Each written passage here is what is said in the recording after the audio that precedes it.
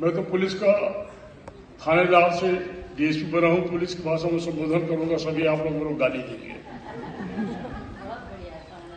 और दूसरा मेरा रूप है हास्य व्यंग कवि का। मैं उमाशंकर मनमोजी हूं।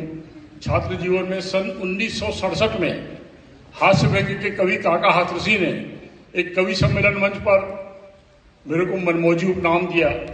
तब से मैं उमाशंकर मनमोजी लिखते हुए धर्मयुग, साप्ताहिक हिंदुस्तान, नवनीत, कादम्बनी जैसे कई पत्रिकाओं में छपा और खूब कवि सम्मेलन में भाग लिया। तो इसलिए मैं आप लोगों को हास्य व्यंग कविताएं प्रस्तुत कर देता हूं। वैसे मेरी कविताएं कोई सुनते नहीं, मैं आप लोगों को सामने में सुनाता हूं। पुलिस में भी मैं इनकाउंटर किया, राष्ट्रपति पुरस्कार से पुरस्कृत हूं। पुलिस विभाग में भी जब इनकाउंटर करता हूं तो आमने सामने ही करता हूं। तो कविता भी सुनाऊंगा तो आमने सामने ही। जो भी आप फेंकेंगे मुझे स्वीकार है, बस सिर्फ अंडे मत फेंकिएगा क्योंकि मैं शाकाहारी हूं। एक दिन हमें कविताएं सुनाने का शौक चलाया, एक दिन हमें कविताएं सुनाने का शौक चलाया, तो हमने किराए से 5 श्रोता उठा लाए और अपना भाग्य आजमाया, अपना भाग्य आजमाया। कविता शुरू की, दो बोर होकर घर की ओर दौड़ गए और जाते जाते किराए के पैसे भी वापस छोड़ गए। जाते जाते किराए के पैसे भी वापस छोड़ गए और शेष 3 को हम कविताएं सुनाने में खो रहे थे। नजर उठाकर देखा तो 2 श्रोता बोर होकर सो रहे थे। 2 श्रोता बोर होकर सो रहे थे। हम कविता पर कविताएं सुनाने जा रहे थे क्योंकि अवसर सुनहरा था। पता चला बाद में कि वह जो एक श्रोता था बिल्कुल ही बहरा था। वह जो श्रोता था बिल्कुल ही बहरा था। तो इसी किस्मत के मारे मनमोजी बेचारे श्री मौन तीर्थ बीठ विद्यापीठ में अपनी कविता सुनाने के लिए माननीय गुरुदेव सुमन जी के समक्ष उज्जैन बना रहे। और मैं अपनी कविता सुनाता हूं। कवि कविता सुनाने के लिए हर जगह तैयार आता है। यहाँ भी बहुत सारे कवि आए होंगे और सभी उत्सुक होंगे सुनाने के लिए, तो वो हमेशा तैयार आता। तो इसी बात पर मैं सुना रहा हूं कि वो मरते दम तक कविता सुनाता है और मर जाने के बाद भी सुनाता है, देखिएगा नहीं। और अगला जन्म चाहता है कि वो कवि बने और तब भी सुनाता है। देखिए एक कवि के बारे में बता रहा हूं जिसको आप लोग जानते हैं, सभी जानते हैं। अंत सास था गिन रहा श्री लंपट कविराज। एक कवि जी का नाम है लंपट। अंत सास था गिन रहा श्री लंपट कविराज, लेने उसको आ गया महाराज यमराज। महाराज यमराज गरज कर बोला उसको, चल भैंसा पर बैठ में लेने आया तुझको। गरज कर बोला उसको, चल भैंसा पर बैठ में लेने आया तुझको। और मनमौजी कविराय की देता तुझको भिक्षा, बोलो बेटे क्या है तेरी अंतिम इच्छा। तो हाथ जोड़ कवि ने कहा, हे मिस्टर यमराज, मरने से पहले प्रभु कविता सुन लो आज। हाथ जोड़ कवि ने कहा, हे मिस्टर यमराज, मरने से पहले प्रभु कविता सुन लो आज।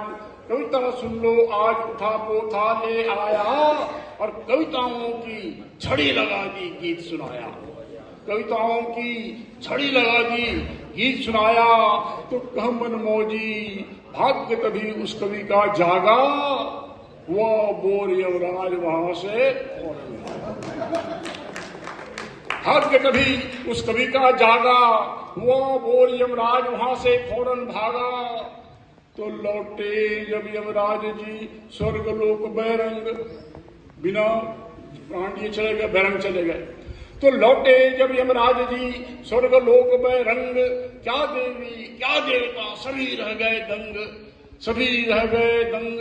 मामला छिपा न पाया, नारद जी ने ब्रह्मा जी को तुरंत बताया। नारद जी ने ब्रह्मा जी को तुरंत बताया। तो कह मनमौजी प्रभु क्रुद्ध एंड बैंड हो गए। ब्रह्मा जी प्रभु क्रुद्ध एंड बैंड हो गए और महाराज यमराज तभी सस्पेंड हो गए। प्रभु क्रुद्ध एंड बैंड हो गए, महाराज यमराज तभी सस्पेंड हो गए। तो रोब गया यमराज का, उसे लगी इंसल्ट। सस्पेंड होने के बाद रोक गया यमराज का, उसे लगी इंसल्ट, पृथ्वी ने आकर किया उस कवि से कंसल्ट। उस कवि से कंसल्ट कहा मैं लेने आया, और स्वर्गलोक में कवि सम्मेलन तुम्हें बुलाया। कहा मैं लेने आया और स्वर्गलोक में कवि सम्मेलन तुम्हें बुलाया। तू कह मनमौजी, कवि झटपट तैयार हो गए और यमराज के साथ चला और प्राण खो गए। यमराज के साथ चला और प्राण खो गए। तो प्राण कवि का स्वर्ग पहुंच कर दिया परेशान। प्राण कवि का स्वर्ग पहुंच कर दिया परेशान। सुनाता कविता सबको जितने थे भगवान, जितने थे भगवान। वहां तो 36 करोड़ देवी देवता है और वो स्वर्ग छोड़कर नरक लोक में जा नहीं सकते। 36 करोड़ श्रोता मिल गए उसको। तो प्राण कवि का स्वर्ग पहुंच कर दिया परेशान। सुनाता कविता सबको जितने थे भगवान, जितने थे भगवान कि उनने पिंड छुड़ाया। बोर हो गए, परेशान हो गए उससे कि उनने पिंड छुड़ाया, देकर मनुष्य जन्म उसको वहां से भगाया।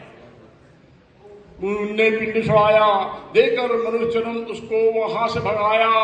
तो कह मनमौजी, वह कवि बना, वह कवि बना फिर से जन्म कर, और मैं वही कवि हूं, जन्मा हूं मनमौजी बनकर। मैं वही कवि हूं, जन्मा हूं मनमौजी बनकर। तो देखिए यहां पर बहुत से कवि, लोकल कवि बैठे होंगे, कुछ अखिल भारतीय स्तर के कवि बैठे होंगे और अंतर्राष्ट्रीय स्तर के भी कवि बैठे होंगे। लेकिन मैं उन सब कवियों से सबसे बड़ा कवि मैं हूं, इस पृथ्वी लोक का बड़ा कवि हूं, क्योंकि मैं स्वर्गलोक में कविता सुना चुका हूं, पृथ्वी लोक में कविता सुना चुका हूं, मैं अंतर नक्षत्र